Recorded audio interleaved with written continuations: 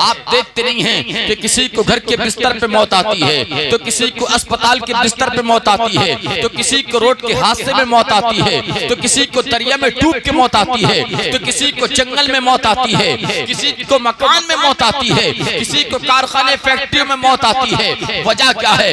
वजह यह है कि अगर एक्सीडेंट हो जाता, लोग यहाँ तक कह देते हैं कि ये गाड़ी बहुत तेज चला रहा होगा, इससे गाड़ी कंट्रोल नहीं हो पाई होगी, और लोग यहाँ तक कह देते हैं कि हमने इसको बहुत समझाया था, अगर ये आज न जाता तो हो सकता था कि मौत के मुंह से बच जाता, इस हादसे से बच जाता। मगर हकीकत ये है वो खुद नहीं जाता, मौत उसको लेके जाती है, मौत उसको खींचती है। इसलिए कि मौत का वक्त मुकर्रर है और मौत के साथ साथ उसकी जगह भी मुकर्रर है। इसलिए तो सरकार फरमाते हैं कि आखिरकार हर वक्त आप पाक रहा करो, घर से निकलो तब भी पाक, सब साफ होकर निकला करो, सफात होकर निकला करो, पाकी में मबूस होकर निकला करो। इसलिए कि मौत का कोई पता नहीं किस वक्त आ जाए। हो सकता कि आप सफर में हो सकता हजर में हो सकता दुकानों मकान में हो सकता कारखाने फैक्ट्रियों में हो सकता खेतों खलियान में हो, मौत आ जाए। इसलिए तो कोई पता नहीं, आप पाक रहा करो। इसलिए कि अगर रास्ते में अगर हादसा हो गया और इंतकाल अगर नापाकी की हालत में हुआ है ना, तो अल्लाह की नूरानी मखलूक भी आपके करीब नहीं आएगी। मगर जिसका इंतकाल पाकी की हालत में होता है तो रब फरिश्तों को हुक्म देता है, ऐ फरिश्तों जाओ, आज फला जगह पर मेरे बंदे का इंतकाल हुआ है। फरिश्ते अर्ज करते मौला, इंतकाल तो रोज होते हैं, मौतें तो रोज होती हैं, लेकिन आज पैगाम क्यों दे रहा है, आज क्यों बुलाया है? तो रब फरमाता है, ऐ फरिश्तों, इंतकाल रोज होता है, मौत रोज होती है, मगर इंतकाल आज एक ऐसे बंदे का हुआ है, उसका इंतकाल नापाकी की हालत में नहीं, पाकी की हालत में हुआ है। तुम जाओ, उसका बाप वहां मौजूद नहीं है, उसका भाई वहां मौजूद नहीं है, उसके दोस्त अहबाब वहां मौजूद नहीं है, उसके रिश्तेदार वहां मौजूद नहीं है। ताकि बाप अगर होता तो अपने बेटे को आगोश में ले लेता, अगर भाई मौजूद होता तो अपने भाई को बाहों में ले लेता, अगर रिश्तेदार होता तो रिश्तेदार अपने रिश्तेदार को करीब कर लेता, उसके दोस्त अहबाब मौजूद नहीं। तुम जाओ और जाने के बाद मेरे उस बंदे को अपनी आगोश में ले लो, अपने परों में छुपा लो। मेरे भाई बताना ये चाहता हूँ कि जिसका इंतकाल पाकी की हालत में होता है फिर उसके मर्तबे का ये आलम है, तो जिसका इंतकाल कलमे तैयबा पढ़ते पढ़ते हो जाए उसके मर्तबे का आलम क्या होगा? या रसूल अल्लाह,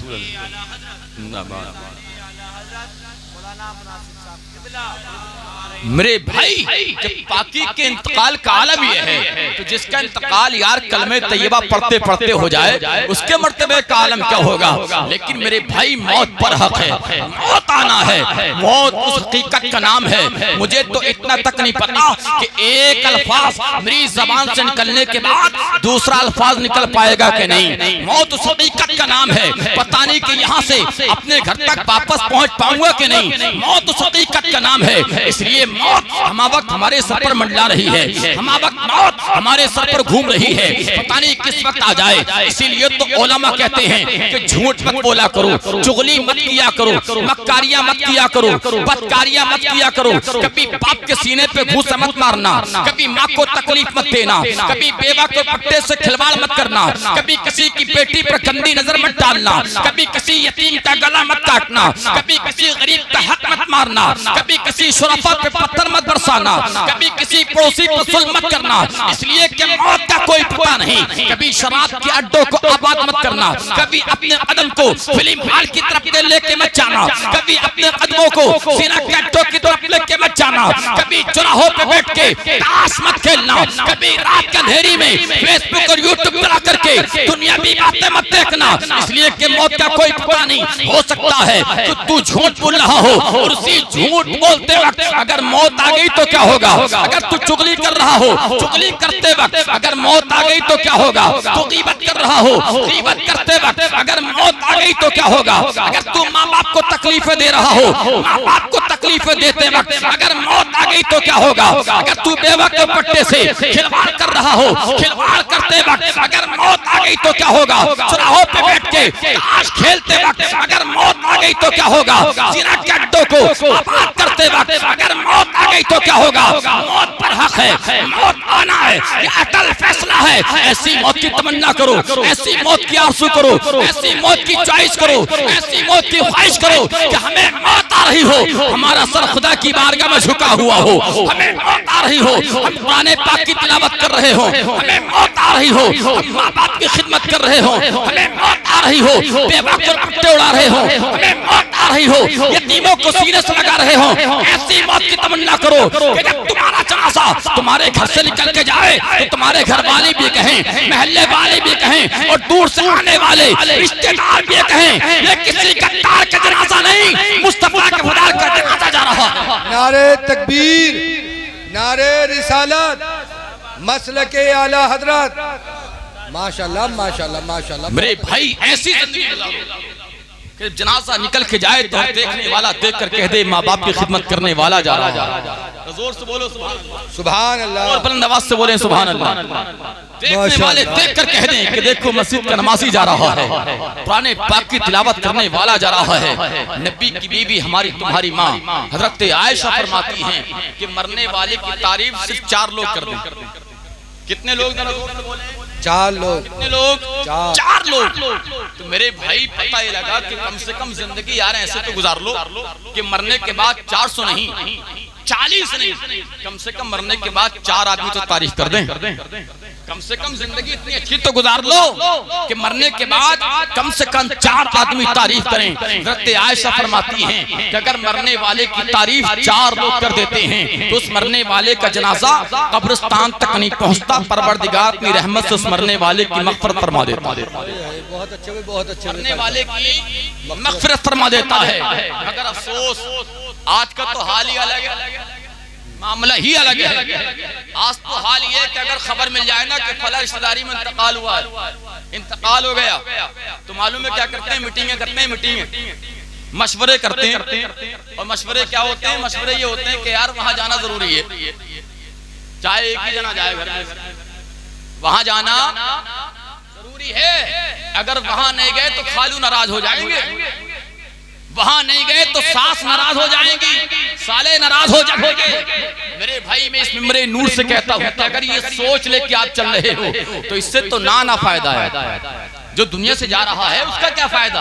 आप तो रिश्तेदारी को निभाने आ रहे हो, दुनियादारी को चलाने आ रहे हो। नहीं मेरे भाई, सिर्फ जरूरत है अपनी सोचों को बदलने की, सिर्फ जरूरत है अपने ख्यालात को बदलने की, सिर्फ जरूरत है अपने तसव्वुरात को बदलने की। अगर आपको खबर मिले ना कि आखिरकार फला रिश्तेदारी में इंतकाल हुआ तो मशवरा मत किया करो, मीटिंगें मत किया करो, बल्कि सबसे ज्यादा शरीक हुआ करो, जनाजे में शरीक हुआ करो। इसलिए मेरे भाई आखिरकार सोच ये लेके निकलो और रब की बारगाह में ये तमन्ना करके निकलो, ऐ मौला जिस मरने वाले के लिए मैं अपने घर से कलम निकाल रहा हूँ, मेरे हर कदम के बदले उस मरने वाले की मग़फ़िरत फरमा, उस मरने वाले की मग़फ़िरत फरमा, उस मरने वाले की मग़फ़िरत फरमा। रब की रहमत जोश में आएगी, तुम दुआ करोगे और कलमे तैयबा पढ़ते जाओगे, उस मरने वाले के लिए आप दुआ करते जाओगे तो परवरदिगार की रहमत जोश में आ जाएगी, परवरदिगार मरने वाले की मग़फ़िरत फरमा देगा।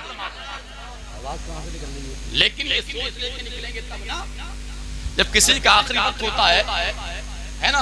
आपने देखा भी होगा कि कितने लोग ऐसे होते हैं कि जिनकी धीरे धीरे क्या होता है कि पहले टांगों को बेजान किया जाता है, पहले टांगों को बेजान किया जाता है, फिर हाथों को बेजान, जब तक आवाज निकल रही होती है फिर आवाज को भी दबा दिया जाता है, आवाज को भी बंद कर दिया जाता है।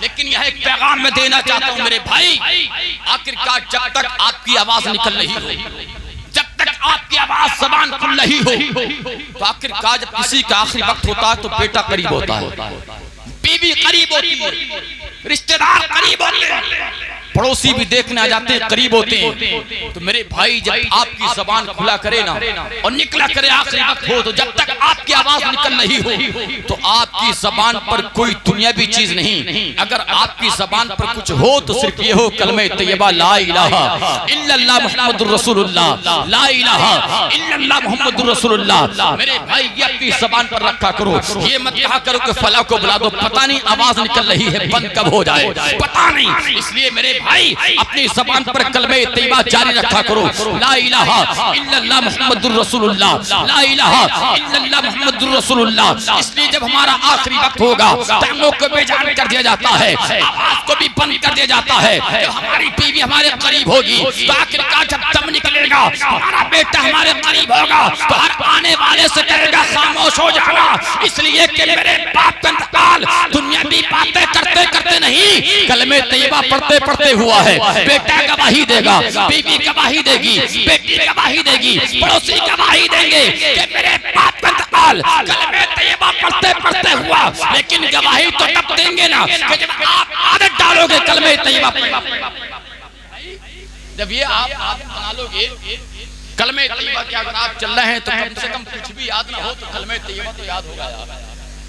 और कलमे तैयबा एक ऐसी चीज है, एक ऐसी चीज है, मिंबर नूर से कह रहा हूं कि अगर आदमी पाक है तब भी पढ़ सकता है और नापाक है तब भी पढ़ सकता है। लेकिन आप ये न समझें कि अब आखिरकार नापाक में ही पढ़े जाएं। लेकिन सिर्फ बताना ही चाहता हूं कि यही चीज एक ऐसी है कि जिसको आदमी पाकी की हालत में ही पढ़ सकता है और नापाकी की हालत में भी पढ़ सकता है। इसलिए मेरे भाई सिर्फ बताना ये चाहता हूं कि जब आप रास्तों में चला करो तो अपनी जबान पर दुनियावी बातें नहीं, कलमे तैयबा जारी रखा करो। कलमे तैयबा आखिरकार पता नहीं कब मौत आ जाए, कहां आ जाए, कभी मौत का फरिश्ता आ जाए हमारी रूह को कब्ज कर ले। इसलिए मेरे भाई मौत तो बड़ा हक है, दुनिया से जाना है, लेकिन मेरे भाई ऐसे बन के जाओ, ऐसे बन के जाओ कि जब हम दुनिया से जाए ना तो हमसे कोई नाराज ना हो, हमसे कोई नाराज ना, जोर से बोलो, हमसे कोई नाराज ना। आप तो भाई भाई बोली भाई भाई भाई नाराज है, पड़ोसी पड़ोसी नाराज है, रिश्तेदार रिश्तेदार नाराज है। लेकिन मेरे भाई मौत का कोई पता नहीं है कब आ जाए। और ये ऐसी जिंदगी गुजारो कि जब दुनिया से जाओ तो इस हालत में जाओ कि हमसे कोई नाराज ना हो। अल्लाह ने हजरत उमर फारूक आजम को बादशाह बनाया, बादशाह हाकिम बनाया, तो हजरत उमर फारूक आजम मुख्तसर से वक्त में आपको बता रहा हूं कि ईशा की नमाज के बाद मदीने की गलियों में टहलते थे। मदीने की गलियों में सोच क्या होती, ख्याल क्या होता कि कहीं ऐसा तो नहीं कि किसी के घर में कोई परेशानी मौजूद हो, कहीं ऐसा तो नहीं कि किसी के घर में से रोने की आवाज आ रही हो, कहीं ऐसा तो नहीं कि किसी के घर में बच्चे भूखे सो गए हो। ये ख्याल, ये सोच लेके हजरत उमर फारूक आजम मदीने की गलियों में टहलते हैं। एक घर में से आवाज आ रही थी और वो आवाज मर्द की नहीं, वो आवाज एक खातून की आवाज थी, एक औरत की आवाज थी। और आवाज क्या थी मालूम है? वो खातून कह रही थी कि मैं जिंदगी में कभी उमर फारूक आजम को माफ नहीं करूंगी, कभी उमर फारूक आजम को माफ नहीं करूंगी। ये जुमला हजरत उमर फारूक आजम ने सुना, दरवाजे पर दस्तक दी, दरवाजा खुला, हजरत उमर फारूक आजम अंदर दाखिल हुए। कहा खातून ये तो बता, मैंने एक जुमला सुना है। कहा क्या सुना? कहा कि तुम कह रही हो कि मैं जिंदगी में उमर फारूक आजम को कभी माफ नहीं करूंगी। कहा कि हाँ, मैं उमर फारूक आजम को कभी जिंदगी में माफ नहीं करूंगी। तो हजरत उमर फारूक आजम कहते हैं कि ये तो बताओ उमर फारूक आजम ने खता कौन सी कर दी आपके साथ? कौन सी ऐसी गलती कर दी उमर ने कि जिसकी बुनियाद पर आप तुम उसे माफ नहीं करोगी? अब इस खातून को क्या मालूम था कि जो मुझसे सवाल कर रहे हैं, पूछ रहे हैं, यही उमर है, इन्हें नहीं मालूम। कहा कि आखिरकार तुम्हें नहीं मालूम? कहा मुझे तो नहीं मालूम। कहा आप बताओ वजह क्या है? उमर ने कौन सी ऐसी खता कर दी कि जिसकी बुनियाद पर तुम उमर को माफ करने तैयार नहीं हो? तो वो खातून कहती है कि तुम्हें नहीं मालूम तो सुनो, अल्लाह ने बादशाह बनाया उमर को, बोलो बादशाह बनाया उमर को, हाकिम बनाया अल्लाह ने, खुद नहीं बने, अल्लाह ने बनाया। और यार दो अमीर भी अल्लाह ही बनाता है, अमीर भी अल्लाह ही बनाता है, सब कुछ देने वाला अल्लाह है। काफिर कहा कि आज 3 दिन हो गए हमारे घर में चूल्हा नहीं जला,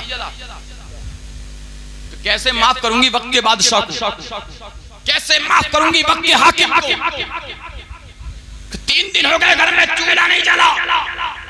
आधी दुनिया के बादशाह हजरत उमर फारूक आजम रात के अंधेरी में अपने घर आए, खादिम को बुलाया, कहा जाओ अंदर जाओ, राशन की बोरी निकाल के लाओ। खादिम गए, बोरी निकाल के लाए राशन की, कई तरह की दाल लाए। खादिमों ने कहा हुजूर आप पता बता दें तो हम ये राशन उसके घर के पहुंचा कर आ जाते हैं। हजरत उमर फारूक आजम ने फरमाया नहीं, तुम्हारे पहुंचाने से हक अदा नहीं होगा, तुम्हारे पहुंचाने से हक अदा नहीं होगा। इस राशन की बोरी को अपनी पुष्प पर लाद कर मैं उस खातून के घर तक पहुंचाऊंगा, तब जाके कहीं हक अदा होगा। अल्लाह अल्लाह कुर्बान जाए, बादशाह हो तो ऐसा हो यार, हाकिम हो तो ऐसा हो, अल्लाह अल्लाह कुर्बान जाए। हज़रत उमर फारूक आज़म उसी रात के अंधेरी में राशन की बोरी कमर पर लादी, कई तरह की दालें साथ में ली और उसी रात में चले गए उस खातून के घर में। जाने के बाद कहा ले, ये 1 दिन का राशन नहीं, 2 दिन का राशन नहीं, ये कई दिन का राशन मैंने तेरे घर में लाकर दिया है। अब तो उमर को माफ कर दे। वो खातून कहती राशन तुमने लाके दिया है, ये दाने तुमने लाके दी हैं, मगर उमर को माफ नहीं करूंगी। हजरत उमर फारूक आज़म कहते हैं कि मैं भी जब तक नहीं जाऊंगा जब तक उमर को माफ नहीं कर दोगे, माफ नहीं करा लूंगा। यहाँ से एक पैगाम ये मिलता है, यहाँ से एक दर्स ये मिलता है, यहाँ से एक हिकमत ये मिलती है। मेरे भाई अगर आप कहीं पर आए हैं, अपनी रिश्तेदारी में आए हैं और आपको पता चला है कि इन भाई भाइयों में नाराजगी है, इन भाई भाइयों में इत्तेफाकी है, तो आपको चाहिए आज तो ये चाहिए रहे कि इन दोनों में इतनी बन कैसे रही है, ये भाई भाई आपस में कैसे रह रहे हैं, इनको जुदा किया जाए। नहीं मेरे भाई, आखिरकार कोशिश ये करो कि अगर आप अपनी रिश्तेदारी में आए हैं और आपको पता चल गया कि इन भाई भाई में इत्तेफाकी है, नाराजगी है, तो आप आने के बाद कह दो कि मुझे पता नहीं था कि आप में नाराजगी है, लेकिन अब मुझे पता चल गया है, तो मैं भी जब तक नहीं जाऊंगा जब तक तुम दोनों भाइयों को आपस में गले से न लगवा दूंगा। कसम खुदा की मेरे भाई, किसी की नाराजगी को आप खत्म करवाओगे, किसी को आपस में गले मिलवाओगे, तो टूटे हुए दिलों को अगर आपने एक दिल कर दिया तो परवरदिगार उसके बदले में तुम्हें जन्नत अता करेगा। यहाँ से पैगाम उमर फारूक आज़म ने यही दिया है कि जब तक नहीं जाऊंगा जब तक उमर को माफ नहीं करा लूंगा।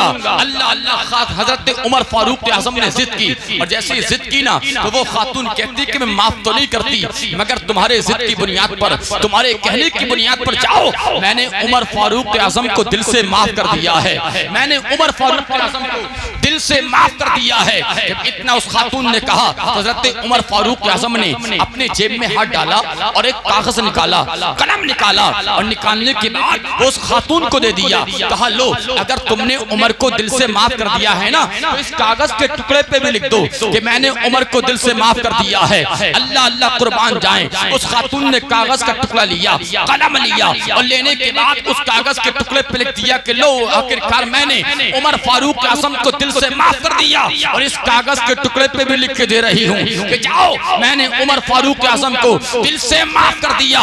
इतना सुनना था कि मौला अली का गुजर हो गया और मौला अली ने जब ये जुमले सुने तो मौला अली भी अंदर दाखिल हो गए और मौला अली ने जैसे ही उमर को देखा तो मौला अली ने पुकारा और कहा उमर क्या मामला है।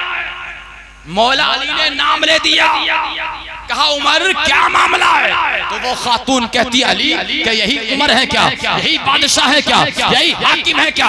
तो हजरत अली कहते हैं कि हाँ यही तो उमर है, यही तो हाकिम है, यही तो आधी दुनिया के बादशाह हैं। अल्लाह अल्लाह कुर्बान जाए। अब वो कागज का टुकड़ा जो उमर फारूक आज़म के हाथ में था वो मौला अली को दिया कि अली लो, इस कागज के टुकड़े को आप अपने पास रखो। अली कहते हैं उमर किस लिए। कहा कि इसलिए कि जब मैं दुनिया से चला जाऊं, जब मेरा दुनिया से इंतकाल हो जाए तो इस कागज के टुकड़े को मेरे कफन में रख देना। लोग तो यार नबी के इल्म की बातें करते हैं, यहाँ सहाबा के इल्म का हाल देखें। इसलिए कि उमर ने अली को कागज का टुकड़ा इसलिए दिया था कि उमर जानते हैं कि अली से पहले दुनिया से मैं जाऊंगा, इसलिए कागज का टुकड़ा अली के हाथ।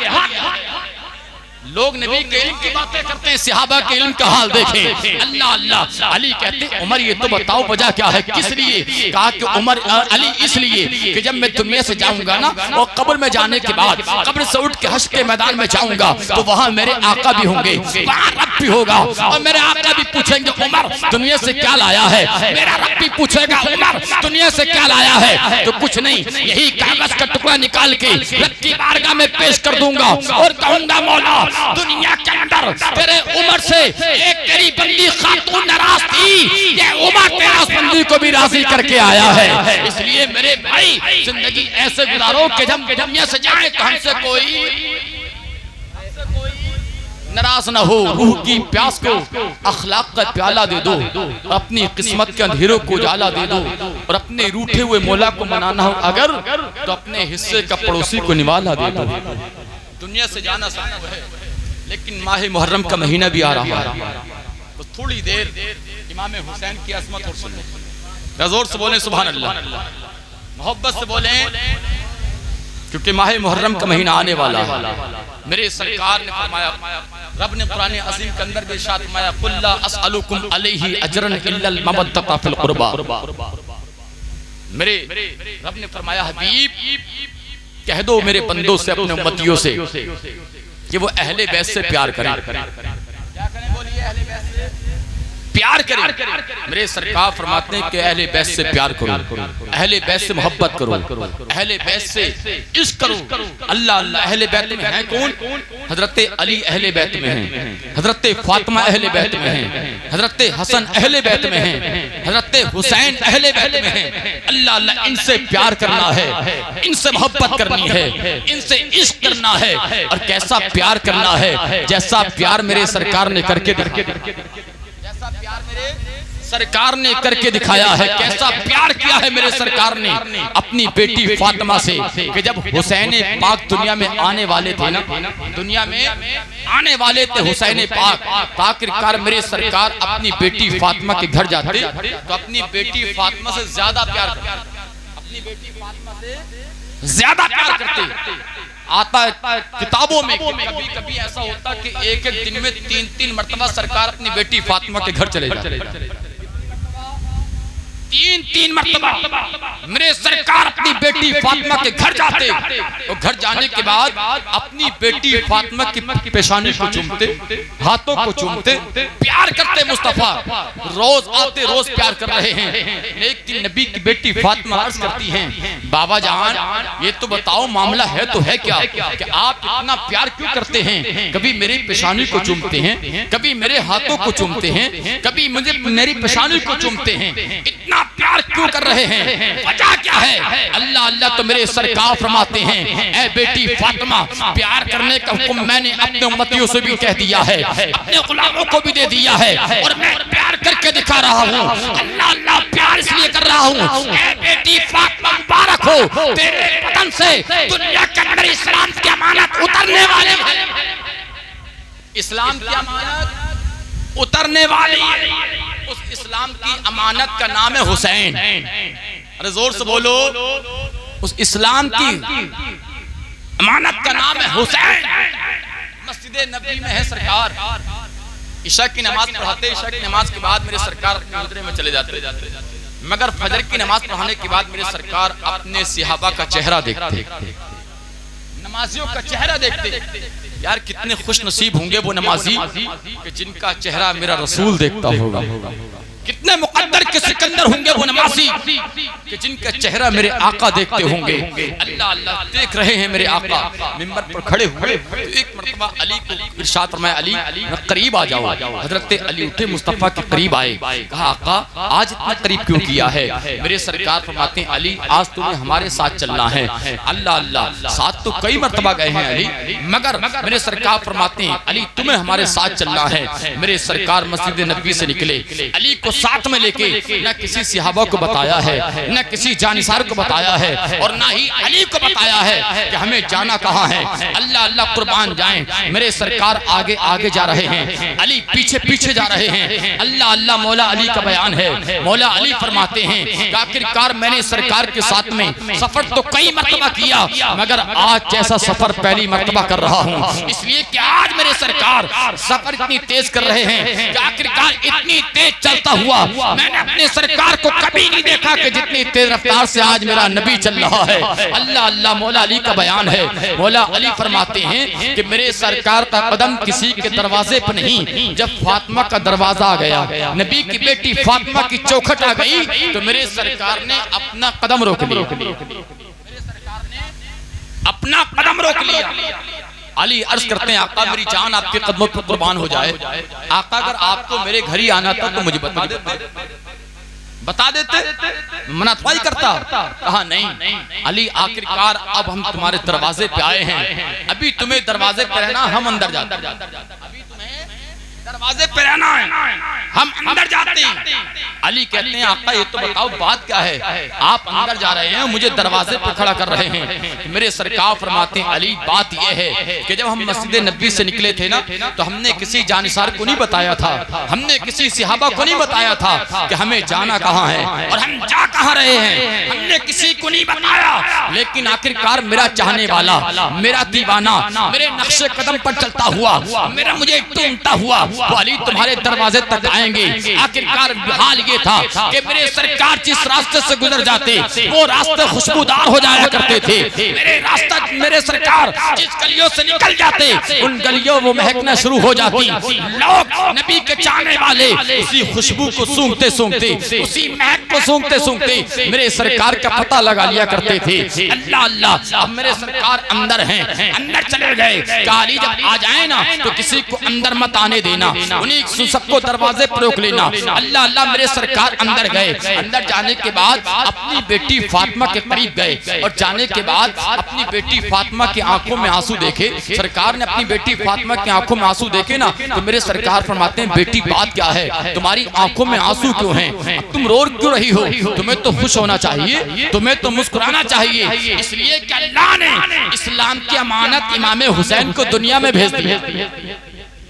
इस्लाम की अमानत इमाम हुसैन मेरे नवासे हुसैन को दुनिया में भेज दिया है। लेकिन तुम्हारी आंखों में आंसू हैं, तुम्हारे चेहरे पर तो मुस्कुराहट आनी चाहिए। आखिरकार बेटी बताओ तो सही बात क्या है कि तुम्हारी आंखों में आंसू क्यों हैं।